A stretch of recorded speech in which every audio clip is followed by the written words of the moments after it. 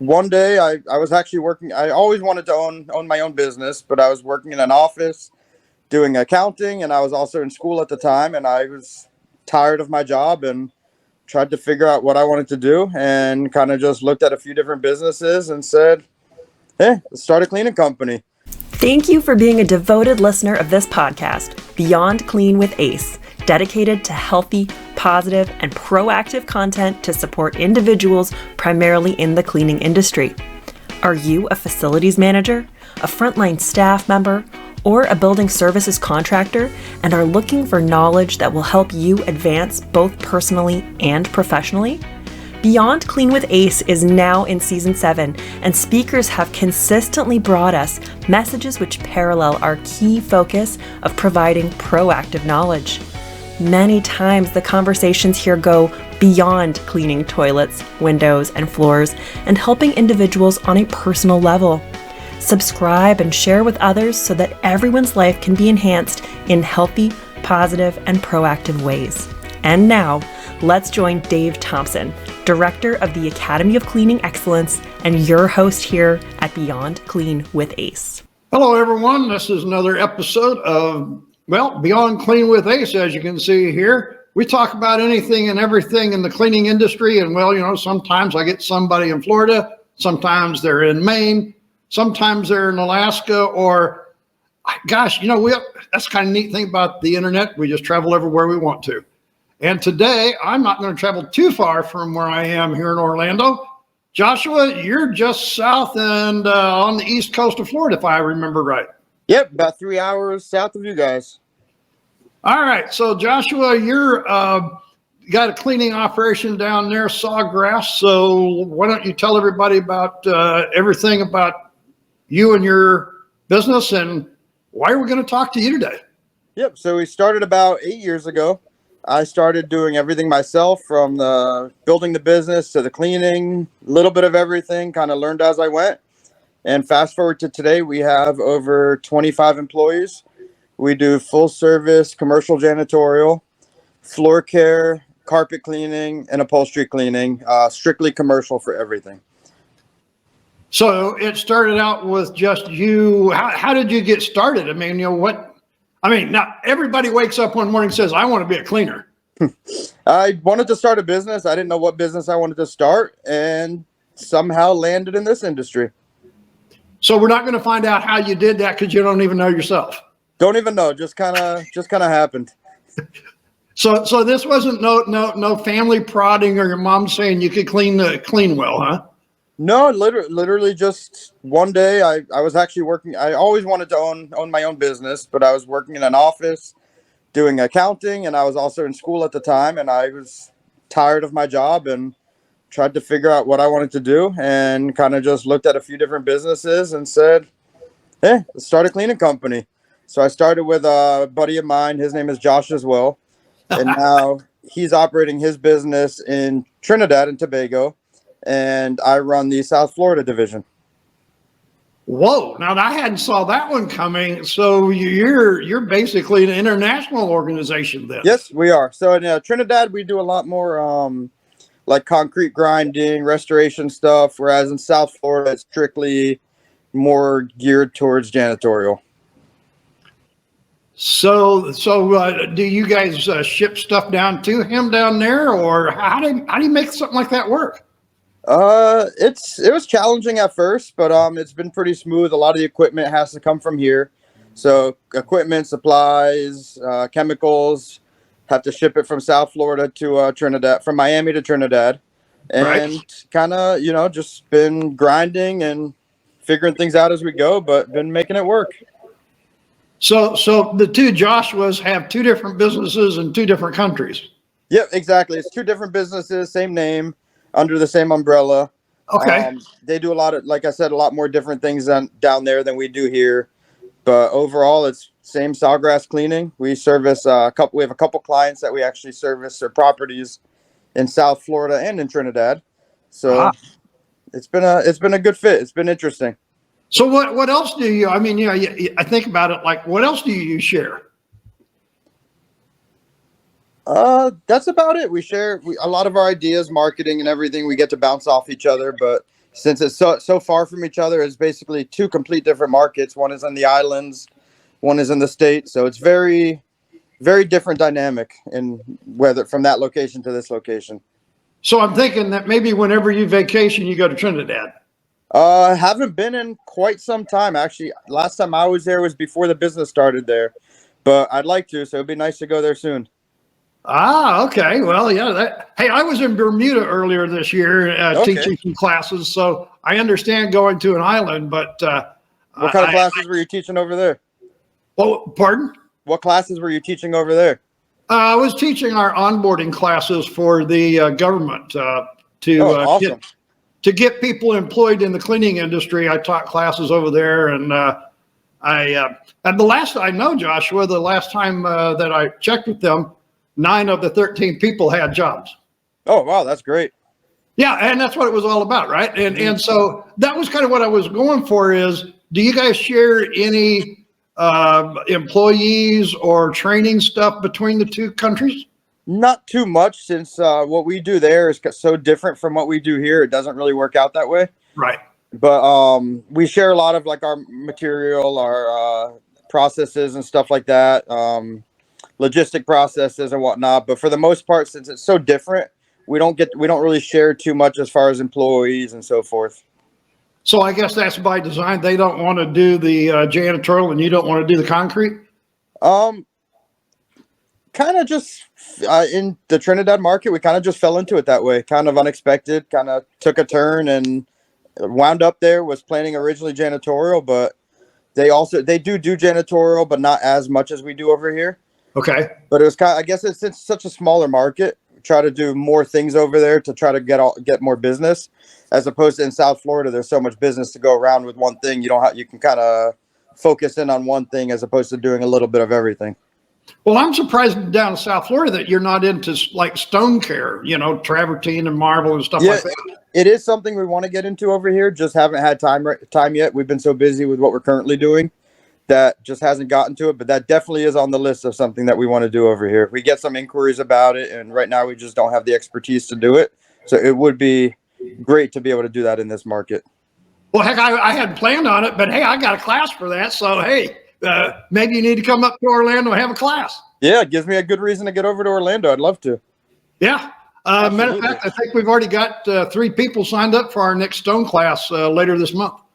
Later this month? Yeah, I might have to look into that and see if we can make that work.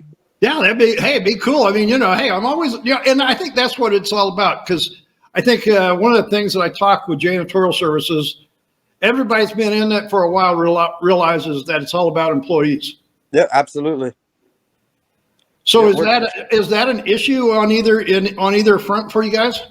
It was an issue about, I'd say, a year and a half or so ago, but now we've had no issues finding employees. We pay a little higher than other companies pay.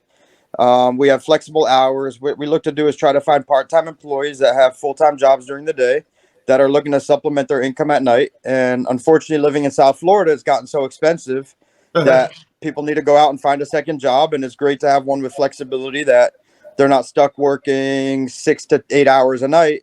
We have people that work anywhere from 3 to 5 days a week, anywhere from 2 to 6 hours a night. So we have a lot of flexibility and good opportunities for people that are looking to earn extra income without taking a full-on job as a second job, and something that has a little more flexibility to kind of supplement what they currently make.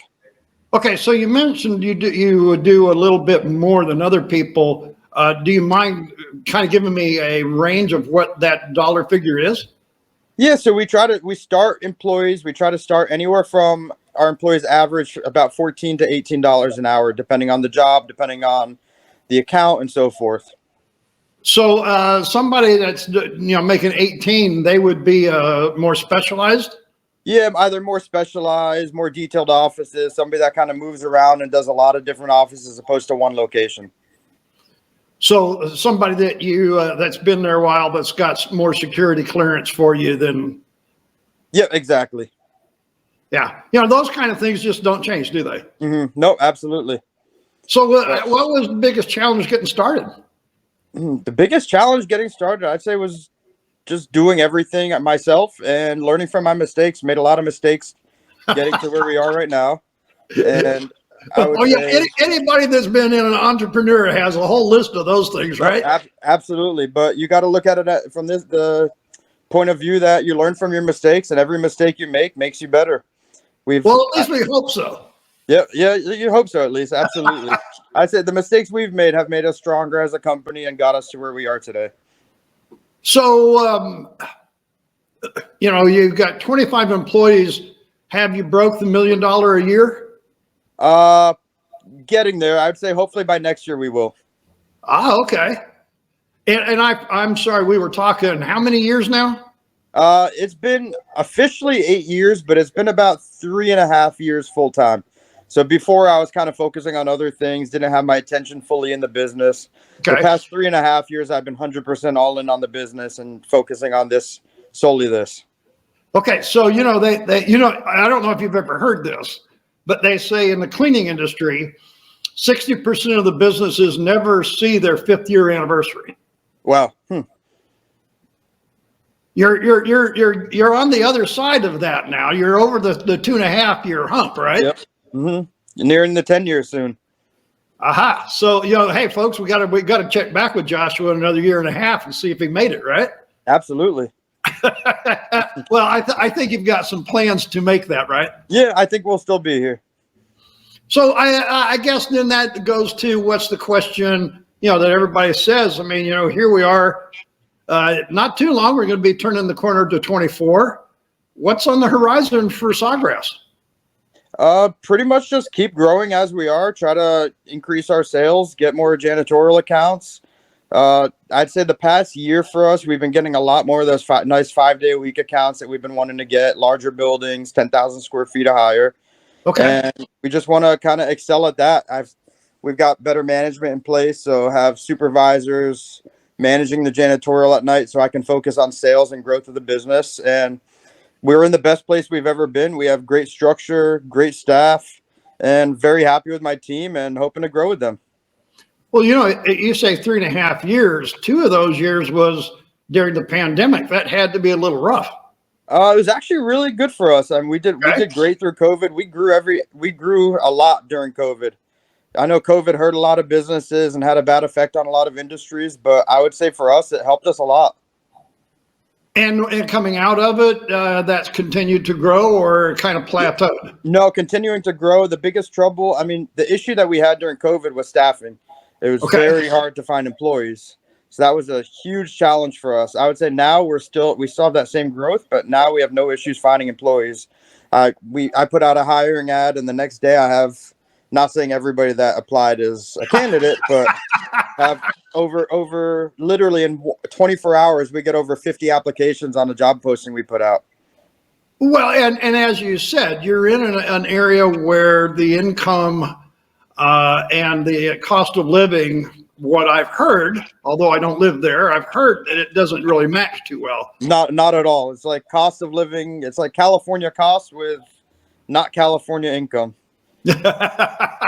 Okay. And so that means that they have 1 or 2 or 3 part-time jobs? Yeah, you have a lot of employees that were not really 3 jobs, but more, I would say, people that work a full-time job and looking for a second job with us.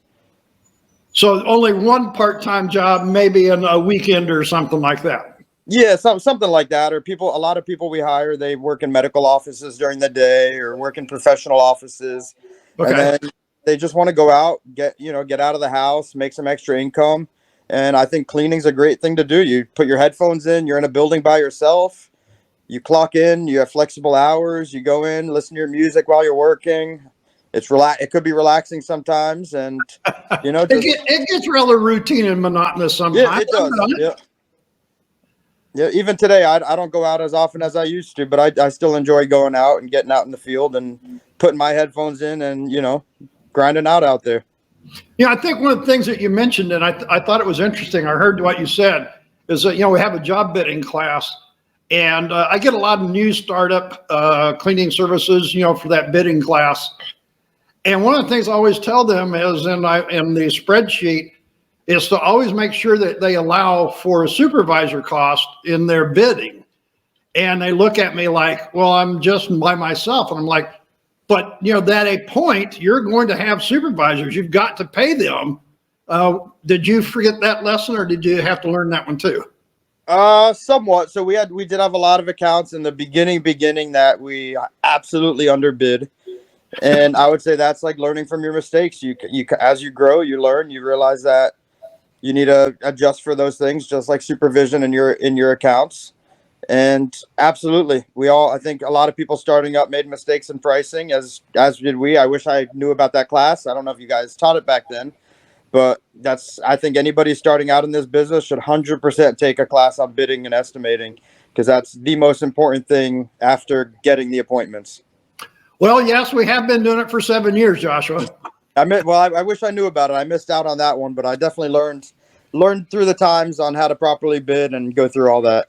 And I still teach it today, by the way, just to let you know. And I just updated a little bit more things because, the thing is with this podcast, we've been able to reach a number of different people. Mm-hmm. And so I ran across a couple of guys, and Rocky, he's a great guy.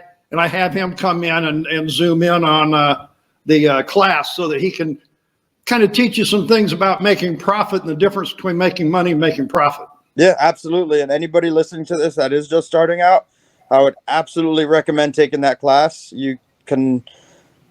It's the starting point for your business really is learning how to bid an estimate. If you make a lot of mistakes, you can really screw yourself.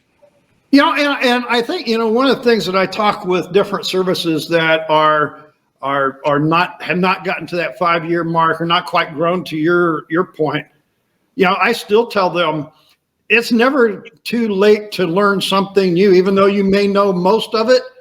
If you can pick up a tidbit here and there, it may be well worth it. Oh, absolutely. No matter where you're at, there's always more to learn. I'm always open to learn more things. I don't know everything. I don't even know close to everything. So there's always, no matter what point you're at in your business, you should always be willing to learn more.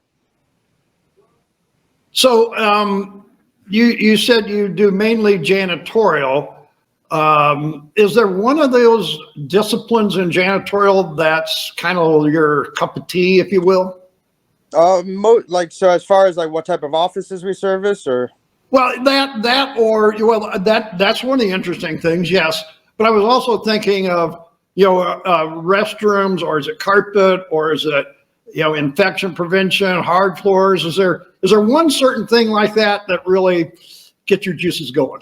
We love carpet cleaning. That's one big thing in the janitorial that we really like to do. We do all types of floor care, upholstery cleaning, but to me, carpet cleaning is our number one thing, aside from general office cleaning. And so do you have a certain process you like then? We do a lot of low moisture encapsulation, VLM cleaning. That's pretty much, I'd say 90% of what we do. We try to avoid doing hot water extraction unless it's absolutely necessary. But for us in a typical general office space, most of the accounts we service, VLM is 100% perfect for the environment. I got to tell you, I love the way you're talking, Joshua. I hate water extraction. Oh, we try to avoid it like the plague. I love VLM, and we have a lot of customers. Sometimes, not a lot, but sometimes we have customers. Like, for example, we have a school that we started about a year and a half ago, and they said, "Oh, we've had somebody come in and do the encapsulation cleaning. We weren't very happy with it. We don't want that. We only want hot water extraction done." I said, "Let us do the job with the method we want to do. If you're not happy with it, we'll come back around and do it with extraction, no charge." And what do you know? They love it. They said, "This is the best that our carpets ever come out." So it's not the method, it's how you do it. Well, and Josh, this is exactly what we were talking about earlier here. It's about the people. It's, if they do the job right. Yep, absolutely. And this goes back to skills training. Definitely. And starting out, we've made a lot of mistakes like that too. Our first carpet job we had was a accounting office when we first started the business. Didn't even have a carpet cleaning machine yet. Had no idea what we were doing. We went out and bought a 100 PSI carpet extractor. Oh my! I think we put the chemical into the machine instead of pre-spraying and rinsing. So it was a disaster. And after that, did a lot of digging and research and came across the different methods and different ways to do things and learned from our mistake. We underpriced that job, which they probably shouldn't have paid anything, but I think we only did we charged like $100 and it took us 4 hours. So we basically did it for free. And things like those are great lessons to learn from your mistakes and just excel from there. You do something wrong, you go back to the drawing boards, you figure out the right way to do it. But my biggest takeaway from that is don't experiment on your customers' flooring. Take a class, learn how to do it before you take the job. Don't learn from a Facebook group. YouTube, yeah, you can learn some good things on YouTube, but there's nothing like hands-on doing it and learning in person. No, I tell people I got 600 videos on YouTube. Now, every one of them's absolutely perfect. You're supposed to follow everyone to the letter of the law, right? Absolutely. Yeah. You know, and thing is, as much as we struggle to make our videos here at the Academy as up to date and as you know, hey, you guys have some great videos too. I've watched a lot of your videos. Yeah, but even at that, Joshua, I look back at some of the ones that I did back, and I'm like, oh my gosh, I need to take that down. That's so wrong. Because we all learn. That's what you're saying. Absolutely, you learn better processes, what works best for you, how to cut time and without cutting corners, and how to get things done more efficiently. Hey, I can't tell you how many carpets I've cleaned in my career over 50 years that I put the chemical in the extractor because that's what everybody taught us to do. Yeah, and it looks great. You see it right there after you're done. You think it looks good, and then when it dries, it looks the same as it did when you walked in. or worse, because you stirred it all up and brought it back to the surface. Yep, and then you have that high pH cleaner on the floor that's attracting more dirt. You got it. And I think that's the thing is whenever you talk carpet, Josh, most people don't realize that our carpet that we're working with today that's going down now is a different generation of carpet. We don't clean it the way we used to. Most of it, if you are going to use water, you're just simply rinsing. You're not actually cleaning it with cleaners anymore. Yep, absolutely. And for us, I mean, I think VLM is great. The maybe 20 years ago it might have not been as good, but today's technology and today's chemicals and equipment has made it that we get the same or better results than people get with hot water extraction. Now, I'm just going to show you, folks, if you are watching the video of this podcast, you're actually seeing Sawgrass Cleaning Services come up here, so you can go there. Josh and I was talking about this before we got on the air. There's all of the information there that you can go and find out if you're in South Florida, all of the information here. Josh, you know, as I look at this, getting a quote, it has it on here where you can get a quote, but do you go out and do the quote, or is this one of these things where you just give some information on there and it pops up and gives you something? No, we always go out and do a quote. There's no building is the same. And the only way to give an accurate quote in this industry is to physically go out, see what you're quoting, talk to the client, see exactly what they need, and put together a proposal from there. Yeah, I agree with you. I like what you said because, you know, some of these I see it, they just, it's simply by the square foot. You tell us, I want janitorial, and they pop up a figure per square foot. I'm like, that's not a way to run a profitable business. Yeah, it's tough because is it all carpet? Is it all tile? Do they want the desks wiped every night? Do they want them wiped once a week? Do they never want them wiped? All that stuff you have to take into consideration to figure out how long it's going to take to clean the office and what your production rate is to be able to give a price that is fair for you and the client. So, hey, folks, if you're down in South Florida, Josh is going to come out or somebody else. I'm not sure you do all of them by yourself. Right now, I still do all the estimates myself. Okay, so, you're going to get Josh knocking on your door, sending the information right here. Here's the address. If you're just listening to the podcast, we'll have it down in the show notes down below where you can get hold of Josh. You can go to the website. You can get the information there, find out all about them. You know, the thing is, when I talk to people, Josh, it's like, do you plan to be in this the rest of your life? You're a young guy yet. We'll see where it takes me. I mean, that's a tough question to answer. I enjoy the industry. I love what I do. You never know what opportunities are going to come around. It's hard to answer that question. Now, how many people, when you decided to jump into the cleaning business as an entrepreneur, how many people said, "Are you kidding?" I would say a few. I had a lot of friends that thought I was a little crazy and say, what are you gonna go out and clean toilets?" I said, "Yeah." And like I said, the first few years I did everything myself. I did all the estimating, marketing. I went out and did all the work. I was going out 5 nights a week at night, all day during the weekends. I grinded out and cleaned a lot of accounts myself. And one thing I do have to say also, if you're starting up, is if you expect to do everything yourself, it's very hard to grow. I grew the most once I stopped cleaning. Once I was able to get out of the field, which I still go out and clean every once in a while if I have to, and I don't mind doing it. But when I was working all night cleaning and trying to get business during the day, you burn out. It's tough. And when you get out of the field and you focus on growing your business, you'll see night and day the change that it makes and how much more you'll grow not doing the actual work. Well, you know what? I usually ask somebody for a closing statement, but I just think you gave it to us. I think that's perfect because you know what? I think every entrepreneur in the cleaning industry will tell you that same thing. Yep, absolutely. And it's great. I think that you should be out there in the beginning, do it yourself, figure out how long it takes to do different things, figure out the best process. And like, my employees don't do anything I wouldn't do myself. So anything that they do, I've been there, I've done it, and I still do it from time to time. So before I let you go, Josh, I got 2 questions for you.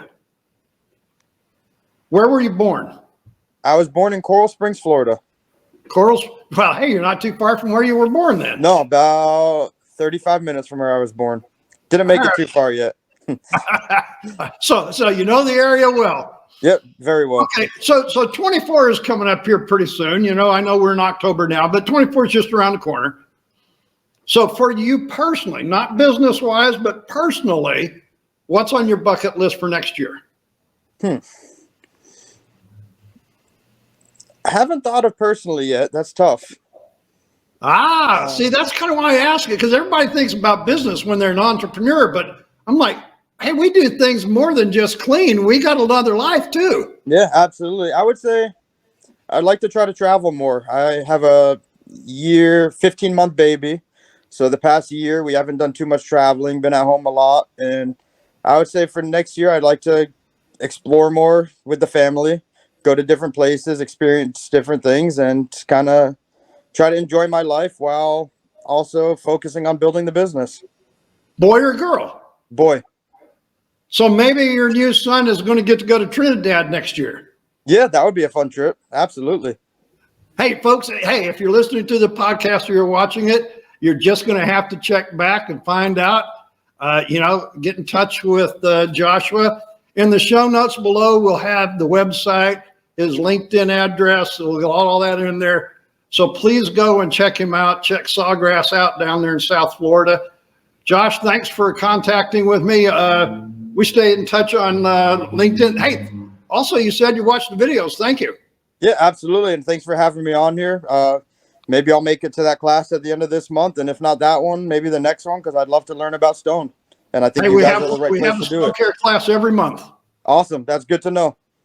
So, folks, there's a reason I asked the 2 questions I did right there. We know where Josh started. He started his life down there in South Florida. We know where he's at right now. He's still in South Florida, but he's got a connection over out there in the islands. We don't know exactly what's going to happen in his journey to life, but we ask you this. Make sure that whatever on your journey, make sure that it's healthy, positive, and proactive. Till next time, make sure you're safe out there.